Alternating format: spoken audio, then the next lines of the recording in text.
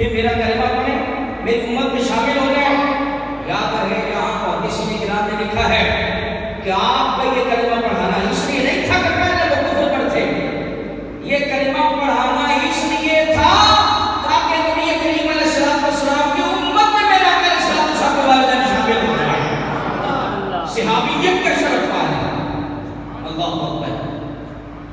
نبی پاک علیہ السلام نے کلمہ پڑھایا دونوں کو، فرماتے ہیں اللہ نے میرے دونوں ابا جی کو بھی اور اپنی جان کو بھی زندہ فرمایا، میں نے ان کو کلمہ پڑھایا، صحابی بنایا، پھر اللہ تعالیٰ نے دوبارہ ان کو موت عطا فرما دی، وہ اپنی قبروں میں تشریف لے گئے۔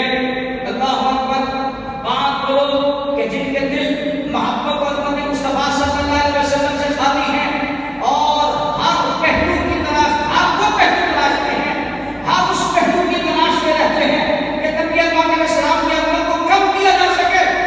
انہوں نے کہا دیکھو جی، مرنے کے بعد کون سا کلمہ پڑھنا فائدہ دیتا ہے؟ مرنے کے بعد وہ جو جس زندگی میں کلمہ پڑھنا تھا وہ زندگی میں تو کلمہ پڑھا نہیں، جبکہ اس سے پہلے حضرت سیدنا عبداللہ اور سیدنا آمنہ رضی اللہ تعالیٰ عنہما یہ دونوں کے دونوں دین ابراہیمی پر تھے، دین فطرت پر تھے۔ اللہ اکبر۔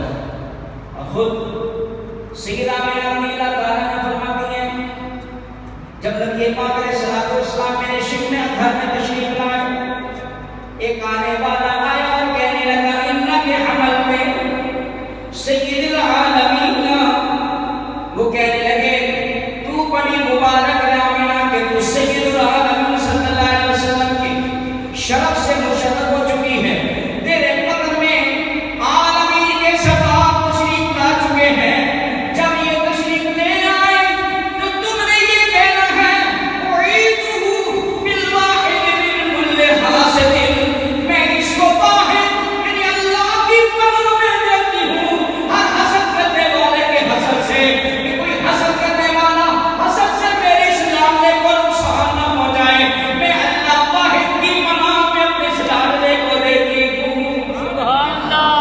نعرہ تکبیر۔ اللہ اکبر۔ نعرہ رسالت۔ یا رسول اللہ۔